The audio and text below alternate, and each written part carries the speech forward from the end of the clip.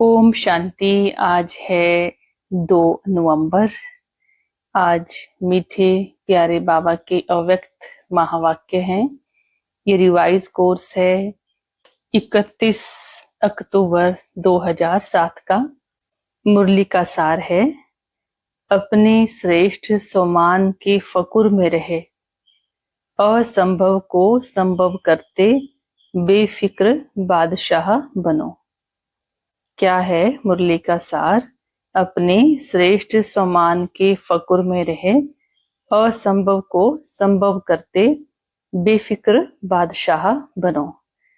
तो प्यारे बाबा ने बहुत सुंदर सुंदर युक्तियां सिखलाई बच्चों को, किस तरह से सदा बेफिक्र रहना है और बाबा को सारे बोझ दे देने हैं और दिल में सदा एक ही गीत गाना है कि जो पाना था सो पा लिया।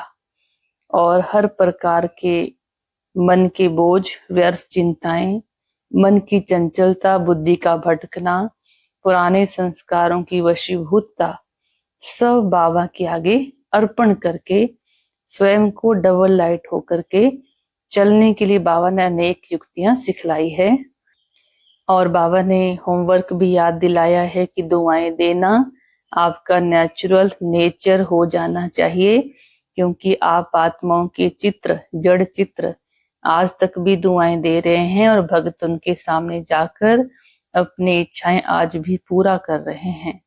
तो बाबा ने होमवर्क भी याद दिलाया और साथ ही साथ बाबा ने ड्रिल के लिए भी कहा। पूरा दिन में बीच बीच में बार बार फरिश्ता बनना, अशरीरी हो जाना, देश से न्यारा हो जाना, इसका अभ्यास बार बार करने से हम आत्माओं का ये संस्कार बन जाएगा। उसके ऊपर भी बाबा ने ध्यान खिंचवाया और बाबा ने वरदान भी याद दिलाया कि सदा याद रखो कि मैं आत्मा मास्टर सर्वशक्तिवान हूँ, बाबा मेरे साथ है, कंबाइंड है, तो हर प्रकार का जो तूफान है वो तोहफा बन जाएगा। ठीक है, तो आइए सुनते हैं मुरली को अब 8 पॉइंट्स के रूप में। पहला पॉइंट है, बाप दादा ने हर बच्चे को कौन सी 2 विशेषताएं याद दिलाई? तो प्यारे बाबा ने कहा कि पूरे संसार में, पूरे विश्व में आप जैसे श्रेष्ठ महान सम्मानधारी बच्चे है ही नहीं।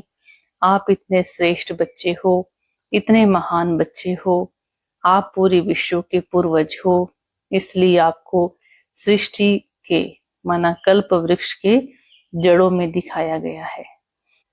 तो बाबा ने कहा आप बच्चों की सबसे बड़ी विशेषता देखो क्या है।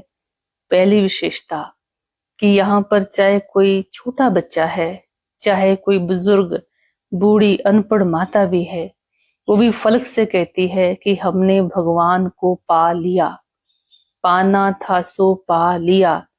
जिस बात के लिए बड़े बड़े महात्माएं हैरान हैं, कह देते हैं कि परमात्मा को पाना बहुत बहुत मुश्किल है, और आप बच्चे दिल से, फलक से कहते हो कि हमने तो परमात्मा पिता को पा लिया।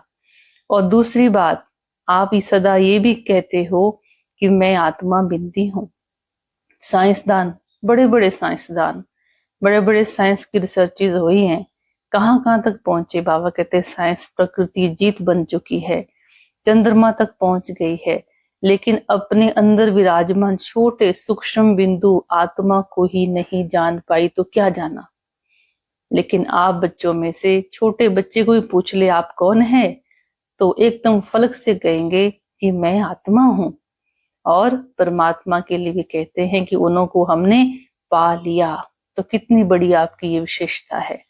और दूसरी विशेषता बाबा ने याद दिलाई कि आप बच्चों को पवित्र रहना कितना सहज लगता है।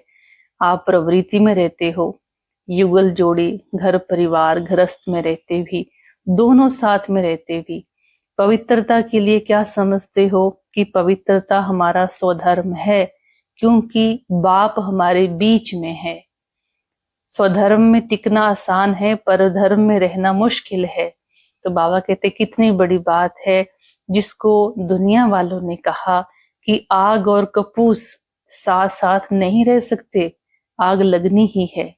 लेकिन आप बच्चों ने गृहस्थ में रहते दोनों युगल जोड़ी ने इस असंभव काम को भी संभव करके दिखाया है, जिसको दुनिया असंभव कहती है। तो कितना निश्चय और फक्र से आप कहते हो कि हमने विजय पा ली है विकारों के ऊपर, हम पवित्र आत्माएं बने हैं, क्योंकि आप बच्चों ने बाप को पाया, बाप की पहचान मिली, तो बाप का पवित्रता का आपको वर्षा मिला। तो बाबा ने कहा, हिम्मते बच्चे, मददे बाप, क्योंकि आप भगवान के डायरेक्ट बच्चे बने हो। तो ये आप बच्चों की बहुत बड़ी विशेषता है कि आपने भगवान को पाया है। तो भगवान को पा जाने के बाद, बच्चा बनने के बाद, आप हर प्रकार की माया से बच गए, हर प्रकार के विघ्नों से बच गए। तो ये आपकी विशेषता है, इसलिए आप दुनिया से अलग हो, न्यारे हो, प्यारे हो, विशेष हो। दूसरा पॉइंट है, पाना था सो पा लिया। ये गीत किस आधार से गाया जाता है? तो बाबा ने कहा कि जब आत्मा परमात्मा को जान जाती है, पहचान लेती है, अपना बना लेती है, तो आत्मा के अंदर से एक गीत निकलता है कि जिस बाप को पाने के लिए मैंने आधा कल्प से भक्ति की है, आधा कल्प से पुकारा है, वो मुझे मिल गया। तो उस प्राप्ति के आगे सारी प्राप्तियां कुछ भी नहीं है। तो दिल गीत गाता है कि पाना था सो पा लिया। और जब इतनी बड़ी प्राप्ति मन को हो जाती है, तो मन की हर प्रकार की जो नेगेटिविटी है वो पॉजिटिविटी में परिवर्तन हो जाती है, क्योंकि मन इतना साइलेंस की शक्ति का एहसास कर लेता है, इतना योग युक्त हो जाता है, इतना परमात्म स्नेह में समा जाता है कि हर समस्या का समाधान, हर कारण का निवारण सोते ही निकलना शुरू हो जाता है। तो अपने मन में जब परमात्म शक्ति का संचरण होता है, परमात्म शक्ति का एहसास आत्मा करती है, तो सर्व शक्तियां स्वयं में महसूस करना शुरू करती है, क्योंकि बाप मिला और बाप का वर्षा मिला। बाप के वर्षे में बाप की सर्व शक्तियां बच्चों को मिल जाती है। तो जब सर्व शक्तियों का एहसास होता है, तो आत्मा फक्र से, निश्चय से बोलती है कि अब मुझे कुछ भी पाना बाकी नहीं रहा। दिल कहता है कि बस जो मैंने पाना था, जिसकी मुझे चाह थी, वो मिल गया है। और तीसरा पॉइंट है, बाबा ने सभी फिक्र समाप्त करने की विधि क्या बताई? तो बाबा ने 2 विधियां बताई है फिक्रों को समाप्त करने की। पहली विधि है, बाबा कहते सदा याद रखो कि हम बाबा के मीठे बच्चे हैं, लाडले बच्चे हैं। तो हर परिस्थिति को साक्षी दृष्टा होकर के देखो। क्या करना है?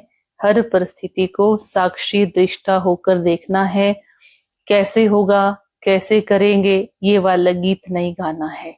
सदा बाबा कहते हैं कि आप साक्षी दृष्टा की सीट पर सेट होके खेल देखो, तो बहुत मजा आएगा। और दूसरी बात बाबा ने याद दिलाई, दूसरा सोमान, बाबा कहते हमेशा सोचो कि मैं त्रिकालदर्शी आत्मा हूँ। त्रिकालदर्शी, तीनों कालों को मद्देनजर होते हुए उस स्थिति में स्थित होकर, त्रिकालदर्शी की स्थिति में स्थित होकर के उस सीट पर बैठ करके फिर वर्ल्ड ड्रामा देखो, तो अपसेट कभी भी नहीं होंगे। तो ये 2 सोमान याद दिलाए, साक्षी दृष्टा और त्रिकालदर्शी। और चौथा पॉइंट है, कौन सी 3 चीजें परेशान करती हैं और उन्हें समाप्त कैसे किया जा सकता है? तो प्यारे बाबा ने कहा कि मेरे बच्चों को 3 बातें परेशान करती हैं। और पहली बात है, मन चंचल हो जाता है, मन चंचल हो जाता है। और दूसरी बात, बुद्धि भटकती है। और तीसरी बात, पुराने संस्कारों का यूज करते हैं। ये 3 बातें हैं जो मन की परेशानी को बढ़ा देती है। तो इसलिए बाबा ने कहा कि इन बातों को जब बच्चे बोलते हैं ना कि मेरा मन चंचल है, मेरी बुद्धि भटक जाती है, या पुराने संस्कार यूज करते हैं, तो बाबा को हंसी आती है। बाबा कहते देखो, आप बच्चे क्या कहते हो कि मेरा संस्कार है। तो बाबा कहते मेरा संस्कार कौन सा है? आपने रावण के संस्कारों को मेरा संस्कार कह के, मेरा संस्कार कह के उसको अधिकार दे दिया है बैठने का, उसको अधिकार दे दिया है आपके ऊपर राज्य करने का, जब आप जानते हो कि ये आपके संस्कार नहीं है, ये तो पुराने संस्कार हैं, ये तो मध्यकाल के संस्कार हैं, ये तो द्वापर युग के संस्कार हैं, ये आपके संस्कार थोड़ी हैं। तो बाबा कहते सदा बुद्धि में याद रहे कि ये शूद्र जीवन के संस्कार हैं, ये पास्ट जीवन के संस्कार हैं, लेकिन वर्तमान समय पर तो मैं ब्राह्मण आत्मा हूं। तो ब्राह्मण आत्मा के संस्कार कौन से हैं? ब्राह्मण जीवन के तो श्रेष्ठ संस्कार हैं। जो बाप के संस्कार हैं सो मेरे संस्कार हैं। तो बाबा को सदा कंबाइंड रखो और अपने संस्कारों को, जो आपके आदि अनादि संस्कार हैं, वो पुराने संस्कार हैं आपके, उन संस्कारों को इमर्ज करो, उन संस्कारों को याद करो। जब आप बार बार अपने ओरिजिनल संस्कारों को याद करेंगे तो वो संस्कार काम करेंगे। तो जो परेशानियां हैं कि मन भटकता है, बुद्धि भटकती है, चंचल हो जाता है मन, या संस्कारों को हम यूज करते हैं पुराने रावण के, तो ये वाली समस्या सदा सदा के लिए खत्म हो जाएंगी।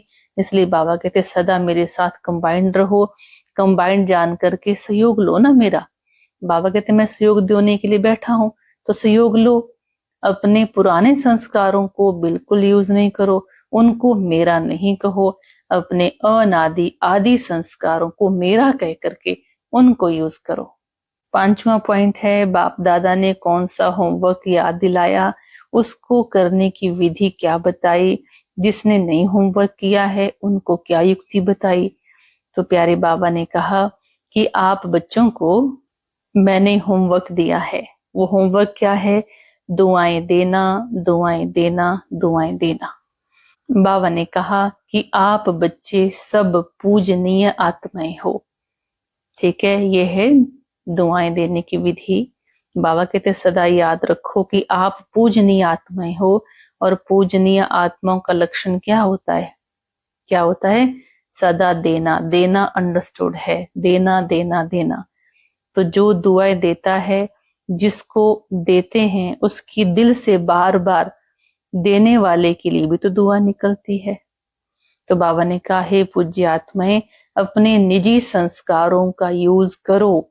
तो निजी संस्कार है दुआएं देना, आपके अनादि संस्कार है दुआएं देना। तो दुआएं देते जाओ, क्योंकि जड़ चित्र आपके अभी तक भी दुआएं दे रहे हैं।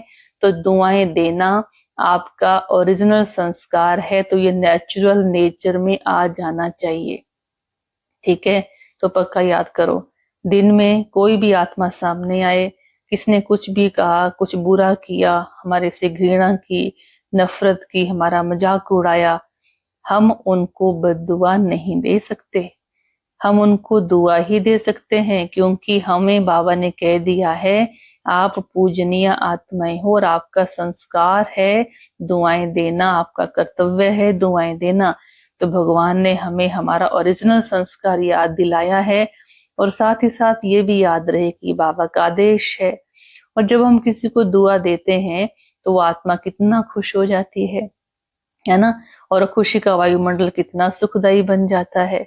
तो ये जो होमवर्क है ये हमको बहुत दिल से करना है, बहुत प्यार से करना है। तो बाबा ने हाथ भी खड़े करवाए, किस किसने होमवर्क किया है। तो बाबा ने कहा जिसने किया है वो करते जाओ, अपना संस्कार बना दो, और जिसने नहीं भी किया है, देखो बाबा कितना रहम का सागर है। तो बाबा कहते जिसने नहीं किया है वो अपने को समझो कि मैं आत्मा सदा पूज्य आत्मा हूँ, मैं बाप की श्रीमत पर चलने वाली विशेष आत्मा हूँ। मुझे बार बार ये स्मृति लानी है, इस स्वरूप में लाना है अपने आप को कि मैं पूज्य आत्मा हूँ और बाप की श्रीमत पे चलने वाली हूँ। तो मुझे ये कर्तव्य करना है, माना दुआएं देने ही देने हैं। 6ठा पॉइंट है, बाप दादा ने कौन सा वरदान याद रखने को कहा। तो प्यारे बाबा ने कहा कि बच्चे सदा वरदान याद रखो कि मैं मास्टर सर्वशक्तिमान हूँ। कौन सा वरदान याद दिलाया? कि मैं आत्मा मास्टर सर्वशक्तिमान हूँ। बाबा कहते जब आपको याद रहेगा ना कि मैं आत्मा मास्टर सर्वशक्तिमान हूँ, तो कितनी भी बड़ी समस्या है, तूफान जितनी समस्या है, वो तोहफा बन जाएगी। बाबा कहते संकल्प करो, प्यार से बाप के प्यार में डूब जाओ। बाप के प्यार में माया कितने भी तूफान लाए वो आपके आगे सरेंडर हो जाएगी। कितना भी ऊंचा पहाड़ हो, पहाड़ के बदले रूई बन जाएगा।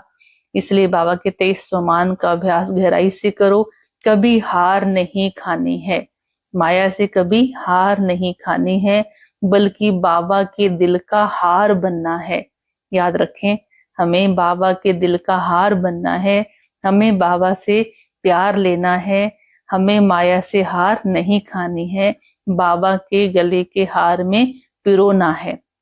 ठीक है, तो बाबा कहते हार खाने वाली तो करोड़ों आत्माएं हैं, लेकिन आपको जिनको भगवान मिल चुका है वो आत्माएं तो सदा इस नशे में रहनी चाहिए, इस अनुभव की अथॉरिटी में रहनी चाहिए कि मैं मास्टर सर्वशक्तिमान हूँ।